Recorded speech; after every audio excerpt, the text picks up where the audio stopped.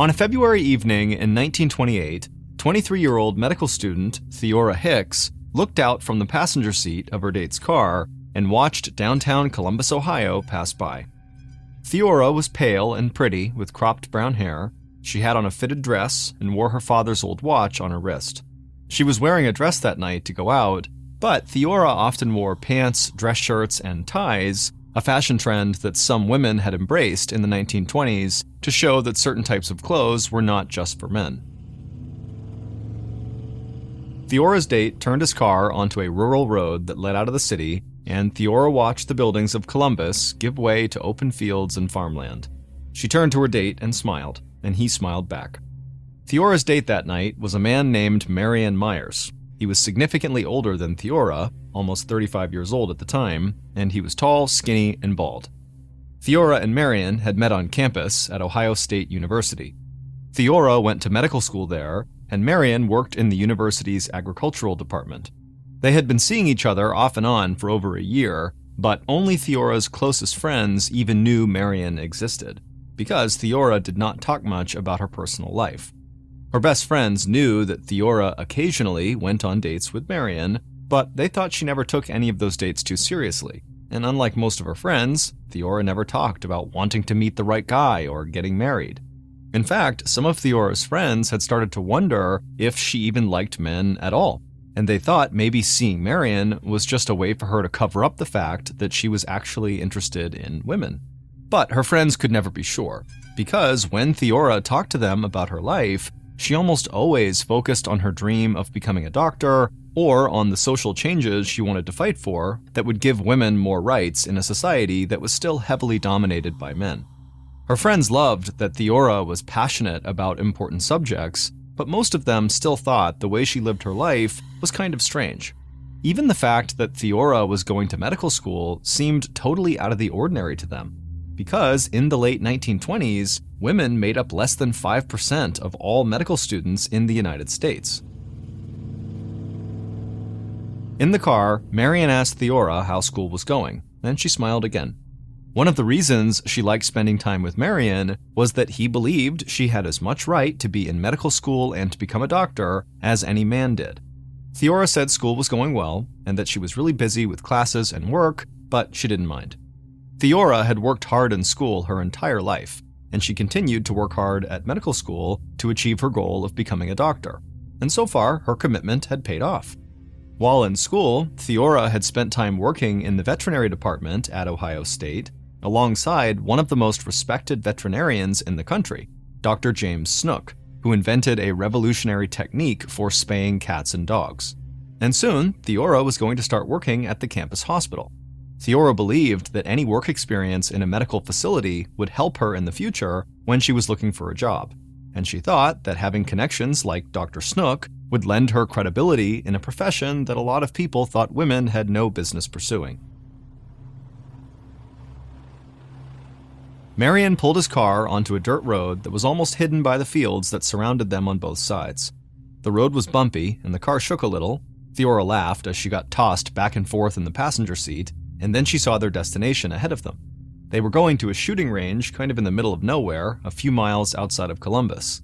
The place was popular with amateur marksmen and hunters in the area, but Theora and Marion were not going there to shoot guns. The location of the shooting range, and the fact that it blocked the view of people driving by on the main road, had made the open field near the range a popular spot for couples to go to have sex. The range had become so well known for this that people in Columbus had nicknamed it Shirt Tail Alley. Marion drove his car past the shooting range and a little way into the open field and parked. Theora leaned across the seat and kissed him, and then Theora slipped off her dress, Marion took off his clothes, and they climbed into the cramped back seat together.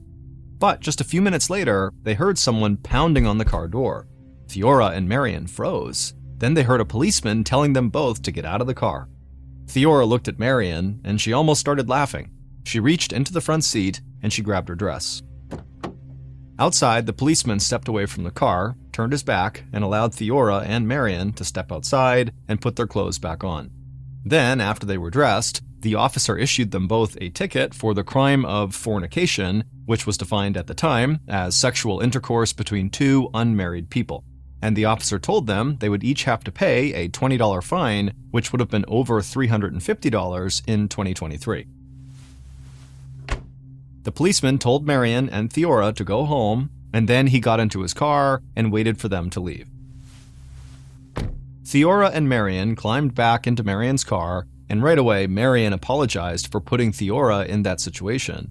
Theora said she wasn't angry, and she wasn't ashamed or embarrassed. She believed part of achieving greater rights for women was getting rid of the judgment and ridicule that young women her age often endured when they had sex before they were married. But Theora was not naive. She knew that a lot of people still frowned on things like premarital sex, so much that it was technically against the law where she lived.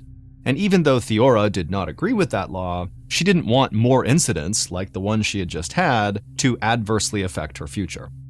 Theora knew the odds were stacked against her when it came to having a successful career as a doctor, so she didn't want to make her dream any harder to achieve than it already was, and she didn't want to give anybody an excuse not to take her seriously at med school. So, in the months after she got caught with Marion, Theora talked even less about her personal life with her friends, and her friends noticed that Theora didn't go on dates at all anymore. Even when Theora went to parties with her friends and their boyfriends, she never brought a guy with her. But Theora's friends didn't worry about her because she seemed happy, and she seemed even more focused on medical school and her future. And by the beginning of 1929, a few months after Theora turned 24, she felt like her dream of becoming a doctor was actually within her reach. Her classes were still going well, she was training for a new position at the hospital on the Ohio State campus, and there was a chance that she was going to get to help Dr. James Snook, the respected veterinarian she had worked with, on a book he was writing. And so, even a lot of Theora's friends and family, who had wondered why she had gone to medical school in the first place, started to believe that Theora was close to achieving her dreams. At about 7 p.m. on June 13, 1929, over a year after the fornication incident at the shooting range, Theora stood in her small bedroom in her apartment in Columbus, Ohio. She was reading a letter, and she felt her heart beat a little faster. The letter started off, "My dearie, I awakened early at about 7 and of course thought of you at once." Theora read about how much the person who had written the letter couldn't wait to see her again, and Theora smiled at the writer's signature at the bottom of the page. In big letters, it just said, Janet. Theora put the letter from Janet back into one of the drawers in her desk, and she got even more excited about her plans that night. Then Theora looked in the mirror to check her makeup and clothes. She was wearing a sleeveless brown dress with a white collar and a rhinestone belt, and she had her father's old watch on her wrist like she always did. Theora grabbed her purse, stepped out of her bedroom, and saw her two roommates sitting in the living room of their apartment. The two young women saw Theora, and a look of shock came across both their faces. They couldn't remember the last time Theora had gotten dressed up to go out on a date, but they were sure that's what she was doing. Theora told them she was going out with somebody that night, but she didn't say who. Then she told her roommates she would see them when she got home, and she went outside. She walked down to the end of the street and hailed a cab to take her to the Ohio State campus. On the drive, Theora asked the cab driver if she could have one of their cigarettes because Theora was nervous and she thought maybe it would calm her down. The driver reached into his pocket, pulled out a pack, and handed her a cigarette and matches. Theora lit the cigarette, but only took 2 puffs before she put it out, and she still felt nervous and excited. When Theora got to Ohio State, the sun was just setting, and she thought the campus looked like it was glowing.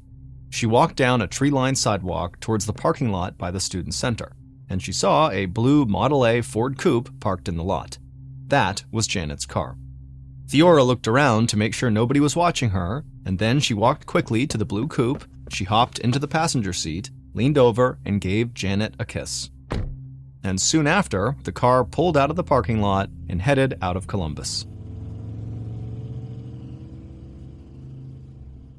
At 10:30 a.m. on Thursday, June 14th, so the morning after Theora had met Janet on campus, Two teenage boys stepped out of a car and walked through the high grass in an open field near the shooting range outside of Columbus.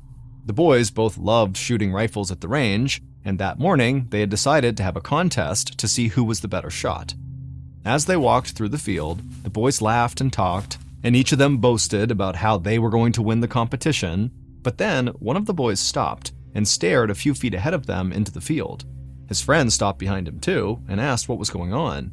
The boy pointed his finger to where a swarm of flies were buzzing around something on the ground that was hidden by the tall grass. Both of the boys squinted to get a better look, and they wondered if maybe there was a dead animal that was attracting all the flies. So they walked a bit closer, the sound of the flies getting louder and louder as they approached. Then the boys both stopped again because they thought they saw a pile of women's clothes on the ground. The boys looked at each other and laughed. They knew the reason couples came to this field by the shooting range, so they figured, maybe a woman who was here with her date had been forced to run off without her clothes because the cops had shown up. But the boys were quickly more interested in the swarm of flies and whatever was below them, and so they took a few more steps forward, and when they got close enough to actually see what was on the ground, they both started screaming for help. Pretty soon, the farmer who owned the land and who had been working nearby ran over to the boys. The farmer looked down at the ground where all the flies were swarming, and he told the boys to go get the police. The boys turned around and ran back through the field to their car. They got in and drove a few minutes down the main road to the small local police station. They ran inside and told the first cop they saw what they had found in the field. Two police officers ran out of the station, got into their car, and drove to the field where the boys had just come from. About an hour later, Detective Otto Phillips of the Columbus Police sat at his desk going over some notes on a case he was working. Phillips's phone rang and he answered it. A police officer from a small department outside of the city was on the line. He told Phillips that a body had been discovered in a field near the shooting range and the local police needed help. Phillips hung up the phone and put away his notes from the other case. He figured that case wasn't nearly as important as a dead body that was just found in a field. Phillips stood up, put on his jacket, grabbed his fedora hat, and headed out of the station. He drove a few miles outside of Columbus and saw several cars parked on the side of the road next to the open field by the shooting range. Phillips got out of his car and walked towards the small group of men that had already gathered in the field. Phillips saw there were two cops from the nearby station, the county coroner, and a police photographer. Phillips knew the coroner well, but he introduced himself to the others and then asked if they would all clear some space for him. All the men moved back, and Phillips took a few steps forward. And right away, the sound of the flies buzzing and the smell hit him first, and then when he crouched down, he saw the body of a young woman. Phillips took off his hat and tried to swat the flies away. Then he leaned in closer to the body. The victim was lying on her left side, and her face was on the ground. Her right arm was stretched out in front of her, and it was very badly bruised. Phillips knew this shooting range was like a lover's lane for young couples. So his first thought was that this crime scene could be the horrible result of an argument that this poor girl had had with her boyfriend. Phillips stood up and called the coroner and the other officers back over. The other officers said they had not located a weapon of any kind in the area, and they also said they had not yet found any identification of any kind on or near the victim. The coroner pointed out to Phillips that the victim's watch had stopped at 9:58. He thought that was probably close to the time that she had been killed the night before. The victim's head, face, and neck were covered in blood, and so the coroner said he would run some blood tests when they did the autopsy. But in police investigations in 1929, blood tests were basically only used to determine two things: if the blood belonged to a human or an animal, and what the blood type was if it was found to be human blood. But a lot of people share the same blood type, so Phillips knew a blood test could not identify a specific person. So as Phillips stood there in the middle of the field, he had no idea who he was looking at, and the test the coroner was going to run would not make that any clearer. But Phillips had to figure out who this young woman was before he could even start thinking about who might have killed her.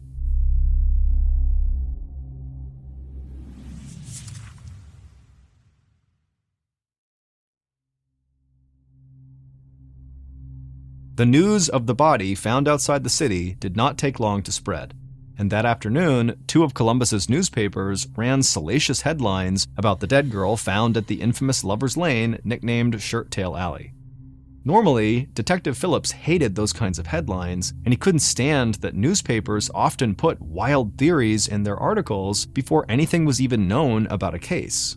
But that afternoon, Phillips thought the attention-grabbing newspaper stories might actually help him figure out who the murder victim was, and Phillips would be right. Not long after the newspapers went out that day, 2 young women arrived at the Columbus police station. They said they had seen the articles about the body found in the field, and they were worried it was their roommate, because she had gone out the night before, but never came home. Phillips thanked the women for coming in. Then he asked them if they would go with him and another officer to the mortuary where the body had been taken to see if they could identify the victim, and the women agreed to go. So the women took a short drive with Phillips and the other police officer. Then they walked into a cold, quiet room in the mortuary. The officers led them to a table to see the body, and the women stood there in shock. They hugged each other and started crying. The victim's face was mangled and bloody, but they could still see it was their roommate, Theora Hicks. Phillips said he was sorry to put the women on the spot when he knew how upset they were, but based on where police had found Theora's body, his instinct was that whoever had killed her was most likely a man she was seeing. So Phillips asked if they knew who that man might be. The women talked to each other for a second, and then one of them told Phillips that they knew Theora had gone out on a date the night before, but that she was very private about her personal life and almost never talked about who she was actually seeing. But the woman said there was one guy who Theora had always seemed to go back to in the past, and that was an older man named Marion Myers. Phillips thanked the women again for all their help, and then he and the other officer took them back to the station. Later that night, Phillips began looking into Marion's background, and it didn't take long for him to think this guy was the perfect suspect. Phillips learned from the officers at the small department outside of Columbus that a year earlier, Marion had paid a fine after he had been busted for fornication. Phillips also learned that Theora had been in the car with Marion when police found him, and that the incident had taken place in the same field where the teenage boys had discovered Theora's body. Early the next morning, so June 15th, the county coroner was sitting in a small office at the mortuary putting together notes from Theora's autopsy. Then he heard footsteps outside the office. The coroner put down his pen, got up from his desk, and walked out of his office. And he got startled when he saw a tall, skinny, bald man pacing back and forth. The coroner asked why the man was there, and the man looked at the coroner and said he wanted information about the dead girl police had found at the shooting range. The coroner asked who the man was and why he thought it was okay for him to be there, but the man just kept pacing and asking about the dead girl. So the coroner just turned and rushed back into his office and called the Columbus police to tell them what was going on. But by the time the coroner hung up and walked back out of the office, the tall, skinny, bald man had already disappeared. But when the coroner described this man to the police, they were certain it was Marion, and Detective Phillips was already planning to bring Marion into the station that day. Not long after the call from the coroner, Phillips sent officers to the house where Marion lived on the Ohio State campus to get him and bring him in for questioning. The police found Marion at the house and quickly drove him to the station. Marion was already Phillips's prime suspect, and his bizarre behavior at the mortuary just made him seem even guiltier to Phillips. Phillips led Marion into a small interrogation room. It was a cool day, and it had been raining, but Marion looked hot and sweaty. Phillips asked Marion about his relationship with Theora. Marion said they had dated on and off for a couple of years, but they were not dating anymore.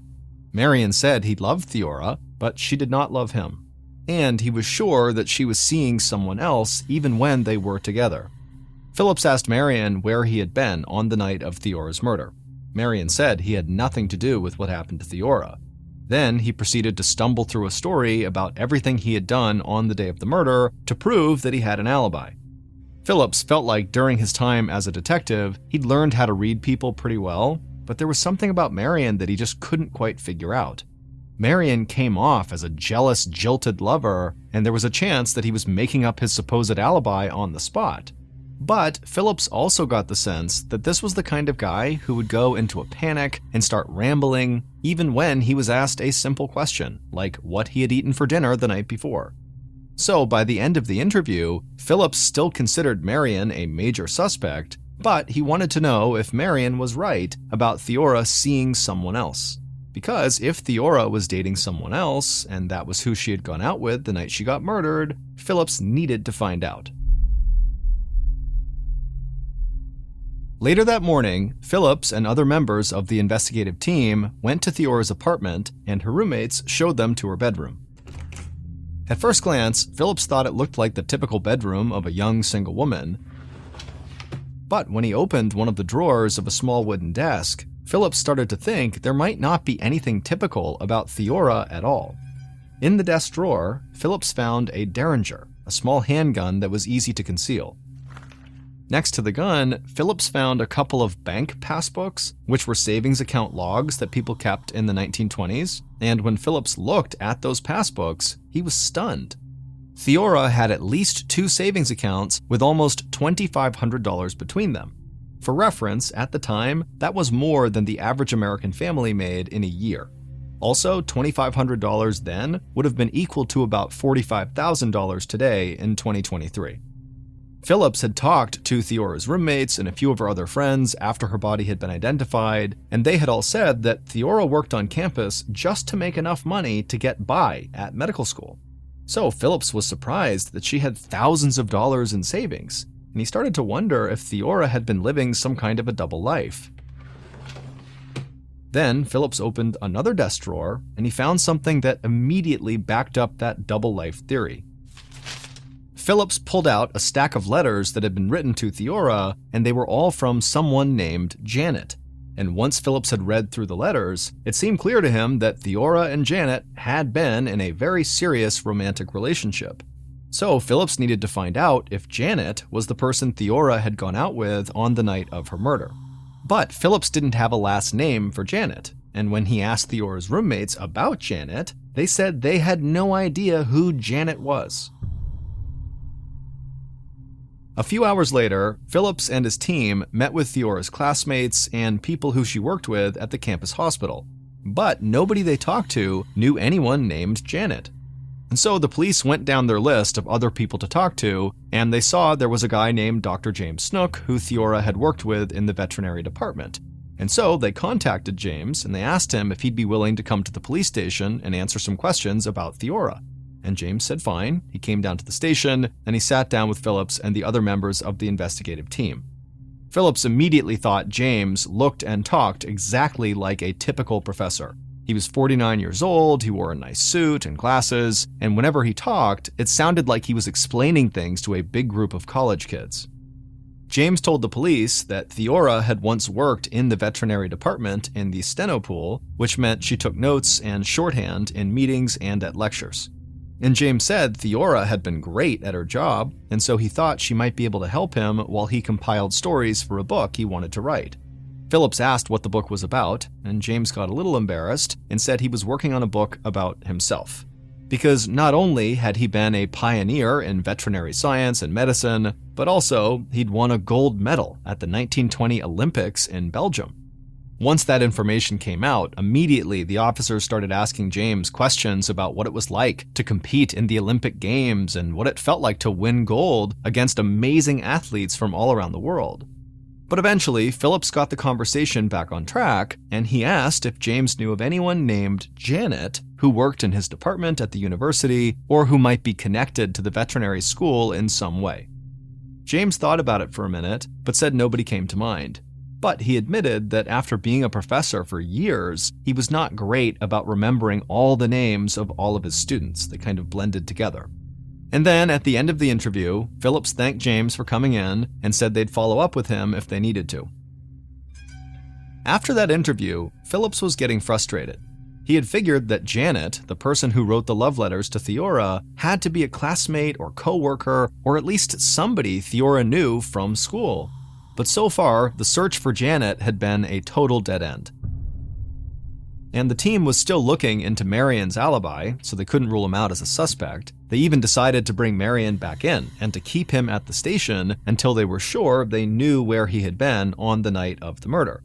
But Phillips was having doubts that Marion was the killer, and he was almost positive that Theora's secret lover, Janet, had something to do with Theora's death. Later that day, Phillips met with the coroner at the mortuary, and the results of Theora's autopsy threw Phillips for a loop. At the time of her death, Theora had traces of marijuana in her system, but it wasn't from smoking marijuana, which would be the most common way to ingest the drug. Instead, Theora had ingested a very uncommon type of marijuana in powder form.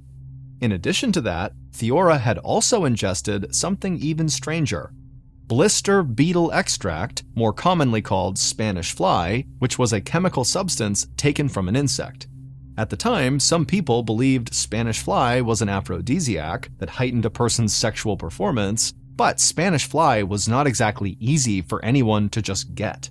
So by that evening, Phillips was starting to feel like this case that had seemed pretty straightforward at the beginning was just getting weirder and weirder and weirder. So by that evening, Phillips was starting to feel like this case, which had seemed pretty straightforward at first, was now starting to seem really complicated and just totally weird. And then later that night, the case got even weirder because Phillips got a phone call from a woman who said she was a landlord and that she was sure she had rented a small apartment in the city to the dead girl she'd seen in the newspaper. Phillips hung up the phone with the landlord and just shook his head. In the course of about a day, he discovered Theora's gun, her shocking bank accounts, her love letters, and her secret apartment. But he still didn't have the one piece of evidence he badly wanted. He didn't know who this Janet person was. On the same night that Phillips had spoken to that landlord, he and a few other officers drove across town to see the apartment Theora had supposedly rented. Phillips was exhausted, and he felt like that day might never end, but he hoped maybe something in this new apartment would either prove Marion was the murderer or lead him to Janet. The landlord walked Phillips and his team into the small one-room apartment. A large brass bed took up most of the space, and there was one wooden chair in the corner. Phillips also saw a back door that would allow people to come in and out of the apartment without being seen by anybody on the street in front.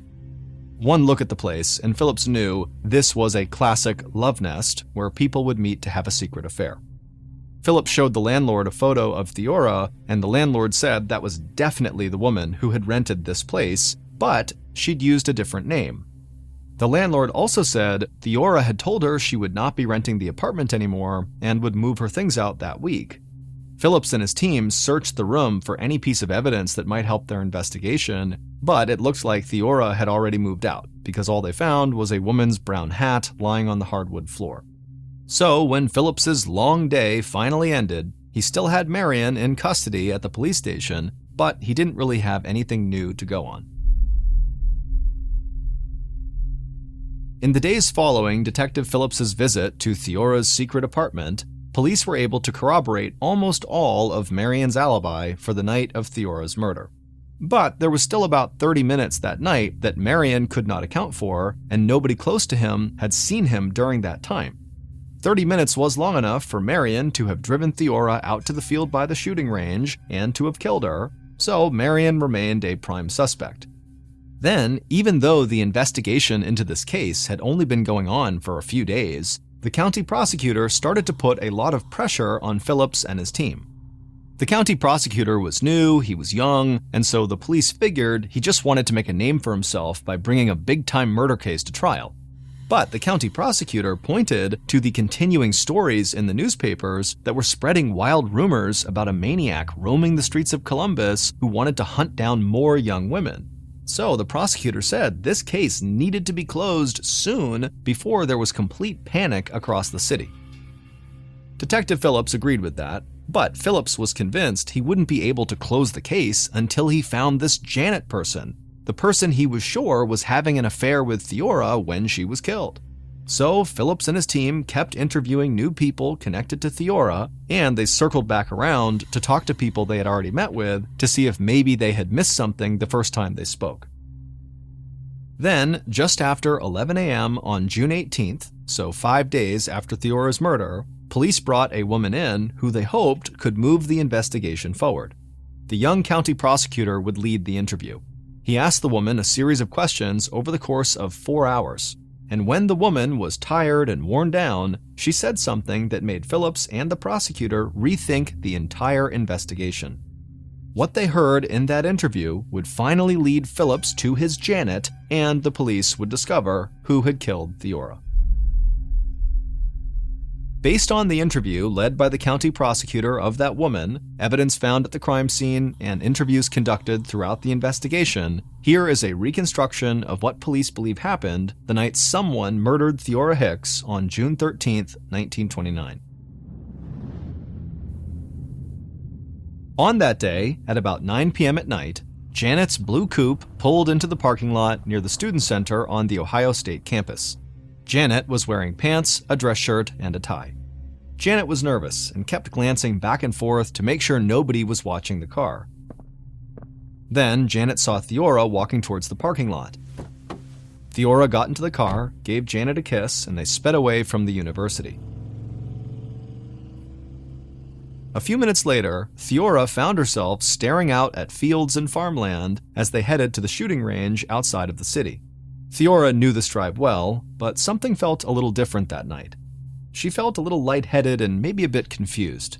Still, she was excited to be going back to the shooting range. She had avoided it ever since she got caught by the police there over a year earlier, but she figured with as dark as it was going to be that night, the police wouldn't find them. Janet eased off the gas and turned onto the road that led past the shooting range and parked in the field nearby. Theora looked over at Janet and smiled, but Janet just looked away. Theora's head started to feel even lighter than it had on the drive over, and her face was starting to feel flushed and hot. Then Janet turned to her and said something that made Theora very angry. Theora snapped a comment back, and then before long, the two were arguing. Theora was livid, and she shouted at Janet, and then Janet screamed even louder back, and before long, Theora just felt so lightheaded and so angry that she just wanted to get some air. So Theora grabbed the door handle, but before Theora could get out of the car, Janet leaned into the back seat, picked up a hammer, and smashed it into the back of Theora's head. Theora heard ringing in her ears, but she was still conscious, just totally stunned. The cramped car had not allowed Janet to really get a full swing before she hit Theora. Theora's head wavered back and forth, and she turned and just stared at Janet in stunned silence. And Janet simply raised the hammer again and began striking Theora over and over again in the face. Theora felt warm blood running over her eyes, her cheeks, and nose, but she managed somehow to open the car door, and she stumbled into the field outside. Janet flung the driver's side door open, rushed around the car, grabbed Theora by the arm, then Janet raised the hammer high and brought it down again on the back of Theora's head. Theora slumped forward onto the ground. Her arm hit the ground hard in front of her, and her watch actually broke. Janet just stood there, staring down at Theora as blood began to pool around her, and Theora was still moaning and gasping for air. Janet thought that sound was absolutely horrible, so Janet dropped the hammer, took out a pocket knife, crouched down, and slit Theora's throat. Theora would die in that field. Then Janet grabbed the hammer off the ground, ran to the car, tossed the hammer and knife into the passenger seat next to Theora's purse, and then Janet sped away from the field and back onto the main road. Early the next morning, Janet went to the secret love nest and almost completely cleaned it out. Then Janet drove the blue coupe to the Ohio State campus and got the car washed by the custodian who worked at the university's veterinary school, where Janet was a professor. Dr. James Snook, the Olympic gold medal winner and widely respected veterinarian, was Janet. He had murdered Theora. It would turn out that James and Theora had been having an affair for years, but they had gone to great lengths to keep it secret. And so after Theora had gotten caught fornicating with Marion at the gun range, it really frightened James that they might get caught having their affair, and so she and James worked even harder from that point on to completely cover their tracks. That's why Theora almost never talked about her personal life. That's why James and Theora had rented an apartment they could sneak into through the back door, and that was why, in all of their correspondence, James used a fake name, Janet. Ultimately, Theora wanted James to leave his wife for her, and she would get jealous and angry when he spent time with his family. And so sometimes Theora would go out with Marion just to try to make James jealous. But Theora did always hope that she and James would somehow work out their problems and be happy together.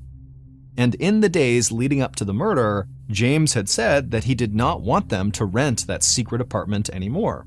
So Theora thought that meant maybe James was finally going to tell her that he was leaving his wife and that they could bring their relationship out into the open. But James had absolutely no intention of doing that. He was not about to leave his wife. He just wanted to stop renting the apartment with Theora. And he worried that when he told Theora this, she would end up telling his wife everything about their affair. So James decided to kill Theora. It turned out James's gold medal in the Olympics was for pistol shooting. So he was very familiar with the shooting range outside the city, and he would still go and practice there sometimes. He thought the shooting range's reputation as a sort of lover's lane would provide him cover and make it look like the murder was the result of an argument between a young couple. On the night of the murder, James was a little bit hesitant, but when he told Theora he was going to be going away for a while with his family, Theora snapped and got really mad. And so James just reached back into the back seat, grabbed the hammer, and followed through with his plan. But James got caught because the woman who spoke to Detective Phillips and the county prosecutor at the police station was James's wife.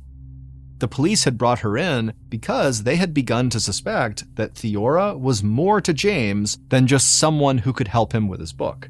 And they wondered if maybe James's wife had killed Theora in a jealous rage. But after hours of being interviewed, James's wife revealed that James had left the house and been gone for a long time on the night of Theora's murder. And so police dug deeper into James's background, and they discovered that James had been taking amounts of money out of his bank account that matched the amounts in Theora's passbooks. They also learned that James had easy access to the powdered marijuana and the Spanish fly that Theora had ingested, because at the time, both of those substances were used in veterinary medicine. But it was never determined if James had drugged Theora or if she had taken the substances willingly. When Phillips and the county prosecutor brought James in to be questioned again, he would first admit to being Theora's secret lover, Janet, and then he would ultimately confess to murdering Theora. James was found guilty of murder and sentenced to death. In February of 1930, so less than a year after James had killed Theora, he was executed in Ohio in the electric chair. It turned out that he had physically torn his vocal cords from screaming incessantly.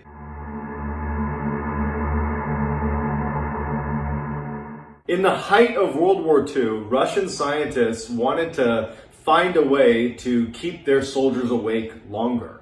And so they devised this experiment, this human experiment, to test the effects of extreme sleep deprivation. And so what they did is they rounded up 5 prisoners of war and offered them their freedom if they went through this experiment, which I can tell you went sideways. And so the way it worked is they were going to be put inside of this sealed gas chamber that continuously was going to administer this stimulant gas. It was an experimental stimulant gas. This is not something they knew much about, but they were fairly confident that it wouldn't kill them and that it would keep them awake. And so they put them inside the chamber and they started administering the gas. This was not at a time where they had closed circuit cameras. Those weren't around at the time. All they had was, they could put microphones in there, and they had these 5-inch thick little porthole windows. They had one porthole window where the researchers could look into the chamber itself. So the experiment begins, and really for the first 3-4 days, Everything was pretty normal. At about the day 4 mark, the researchers started to notice a change in what they were discussing, the subjects. It went from kind of small talk over those first few days to fairly dark. They started talking almost exclusively about traumatic events that had happened to them in their life. And around the day 4 mark is when the subjects started complaining about being in this test at all. The first few days was filled with some optimism that this was their ticket out of the terrible situation they were in. And then it really turned into, this is a terrible situation. I think it was around the day 6 mark, the subjects stopped talking to each other completely. They became paranoid of the other subjects, and they went to their own sections of the chamber. And in the chamber they had places to sit, there was food, there was water, there was a bathroom, there was books in there to read. They kind of took up space inside of the chamber. They began to believe that they could kind of like sell out their comrades in exchange for getting out of this experiment. So they would, one by one come up to the porthole or go over to one of the microphones that was obviously placed inside the chamber and start whispering these kind of imagined offenses of the other subjects to try to get them in trouble in exchange for being released from this experiment, which, that didn't do anything. The researchers, they didn't care what they said. They just listened and watched. After 9 days, the experiment took a significant turn for the worst.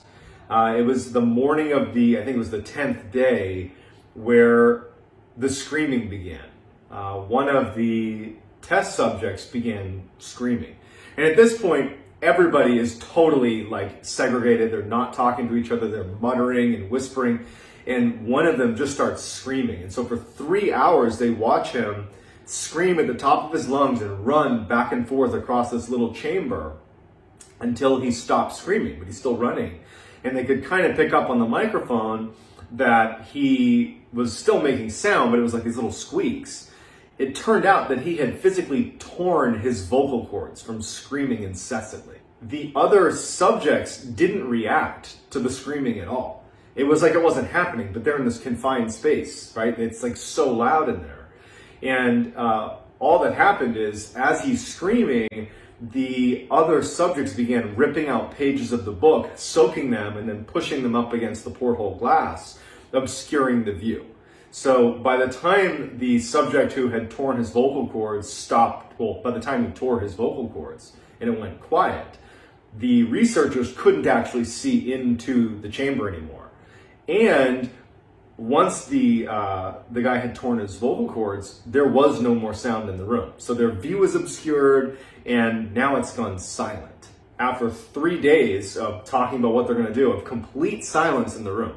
Like they can't see in, it's silent. They're monitoring the oxygen levels in the room, and based on oxygen consumption in the room, apparently they could tell that there were people in there, probably at least 4 or 5, that were breathing oxygen because it was being consumed.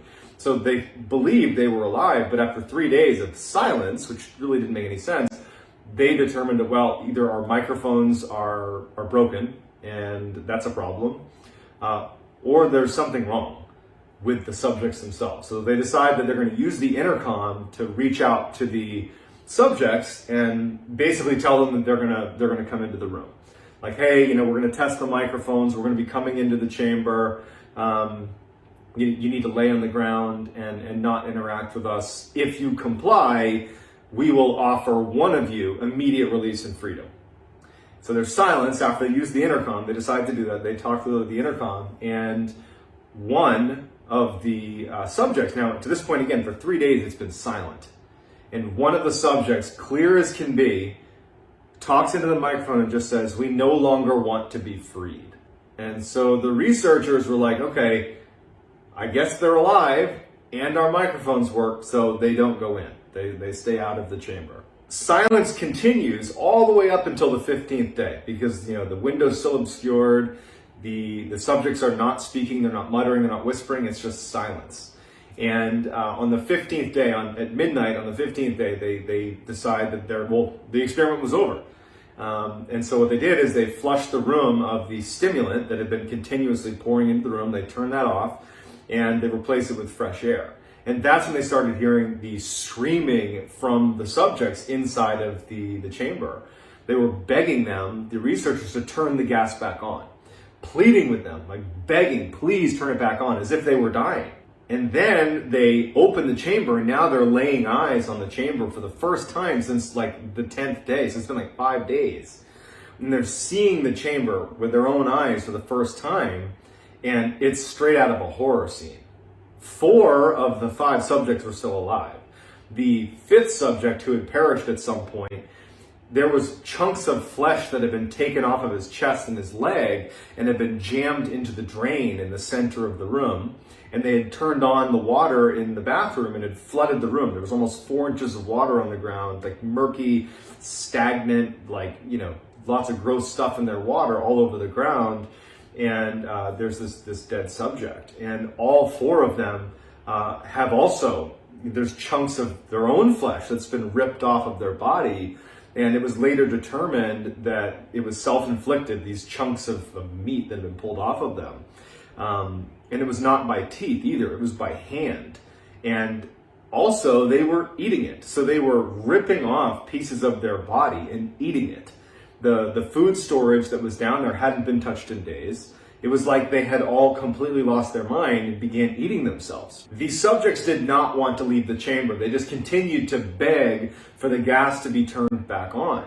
And so finally they brought in some soldiers to actually extract the living subjects out of the chamber, but they fought so aggressively to stay there. And in fact, one of the subjects jumped up and bit the neck of one of the soldiers, and he actually bled to death. Also, one of the subjects in the struggle, his spleen ruptured and he bled to death. So now you have 2 casualties just getting them out of the room. They finally get the 3 remaining subjects, living subjects, out of the room, and they heavily restrain them. They bring them to a medical facility because they need to go under surgery because they've had chunks of their own flesh ripped off. They're totally emaciated. And the most injured of the 3 is immediately brought into surgery, while the other 2 were just kind of held in a holding room. And they try to give him a sedative in order to prepare him for surgery. This is not the anesthetic, this is just the sedative. And it's like he's immune to it. They give him the sedative, it does nothing. And he's just like resisting them, and he keeps begging to go back under the gas. And then finally they say, okay, well, we're just going to give him the anesthetic now. And when they bring it out, they tell him, we're going to give you an anesthetic and we're going to give you the surgery. He starts viciously fighting back. He does not want the anesthetic. He's pleading for them not to give him the anesthetic, that he must remain awake. He needs to remain awake, put me back under the gas. And in his struggle to not have the anesthetic given to him, he manages to tear one of the leather straps that was holding him down. So like an extreme amount of force. And then finally, when they give him the anesthetic, they had to give him like 10 times the dosage or whatever just to get him to calm down. As soon as he fell asleep, he died. So after he passes away, they move on to the next worse off subject, the guy who had torn his vocal cords and couldn't speak. They bring him in for surgery, and he can't speak, but he's shaking his head because he doesn't want the anesthetic, he doesn't want to go under surgery, and he's fighting with them, and he actually just passes out from exhaustion. And he too, once he falls asleep, or I guess falls unconscious, he dies as well. So now there's only 1 subject left. The other 2 that had lived to be pulled out of the chamber have now died as soon as they fell asleep, and the scientists don't have any idea why. Instead of bringing the last survivor into surgery, because now they've witnessed 2 surgeries end in death, they decide, let's put this guy back in the chamber and turn the gas back on, because apparently that's the one thing that's keeping these guys alive. And so in preparation for being put back into the chamber, they hooked him up with an EEG that basically measures your brain waves, which I guess they hadn't done to this point in the experiment. And so they put him in there, and the scientists are watching the readout of the EEG, and they notice that like his lines would just inexplicably flatline and then go back to up and down and then flatline again. And one of them had the wherewithal to look at the subject as it's flatlining, and they could see that every time he closed his eyes, it was like he was micro sleeping, like these little blinks. Basically, every time he fell asleep for a fraction of a second, it was like he was suffering a brain death over and over and over again. And as they're monitoring this, and they know what just happened to the other 2, they died when they fell asleep. they're trying to rush to get the gas turned back on to keep this guy alive. But they didn't do it in time, and he eventually succumbs and falls asleep. And they can see, before he ultimately dies, that initially when he finally fell asleep, the EEG showed that he had fallen into a deep sleep. And then he flatlined and his heart stopped and he died. All of the subjects died, and no one really knows what killed them. Was it the sleep deprivation? Was it the gas? It could be a mixture of the two, but we'll never know. But either way, all of them died. Now, this is actually just a story, and there's no evidence to suggest that it's even true. But during that time frame in the 40s, during World War II, there were known cases of horrific, unethical human experimentation happening, like in the Japanese, that awful Unit 731. I would not suggest Googling that unless you got a really strong stomach. You had in the concentration camps, the German concentration camps, human experimentation was definitely happening. And obviously Germany and Japan are not Russia, but it was just in this era where human experimentation was definitely happening. So even if this particular story, the Russian sleep experiment, is not true, I wouldn't be shocked in the least if there wasn't a similar study done somewhere. Obviously, the results could vary dramatically, but I do think that it's certainly possible that something like this could have happened. We continue to study sleep and sleep deprivation, and really there's not much known about it. We don't even really know why we sleep. But we do know that you will die if you go without sleep. I think the longest any human went without sleep was like 18 days. And I can actually speak from my own experience. I was a Navy SEAL for 7 years, and we go through something called Hell Week in initial training, where over a period of 5.5 days, you sleep for a total of 4 hours. Not every night 4 hours, but a grand total of 4 hours. And it's split up into two little chunks, 2 hours and 2 hours. And then there's like a 15-minute and 15-minute nap thrown in there too. And you really just lose your mind after 72 hours. I remember I was constantly hallucinating that when I was around my classmates, their head would turn into a big Rubik's Cube and start flipping around. And even when I got right next to them, their head would still be flopping around like a Rubik's Cube. And that's only 72 hours in. I can only imagine what would happen in 15 days. So that's going to do it. I hope you enjoyed my version of the Russian sleep experiment. Go check it out on Creepypasta or just Google Russian sleep experiment. There's loads of stuff on the internet about it. If you're not already, do check me out on TikTok. So my handle on TikTok is the same as my YouTube handle. It's MrBallen. I post videos in there daily. Lots of horror stuff, scary stuff. If you're into that, go check it out. Also, I have an Instagram, John B. Allen 416 is my handle there. More Navy SEAL content on there, but if you're interested in that, go check it out. And that's going to do it. So please subscribe to my YouTube channel. Let me know if you want to hear other stories that you think I do a good job telling. Let me know.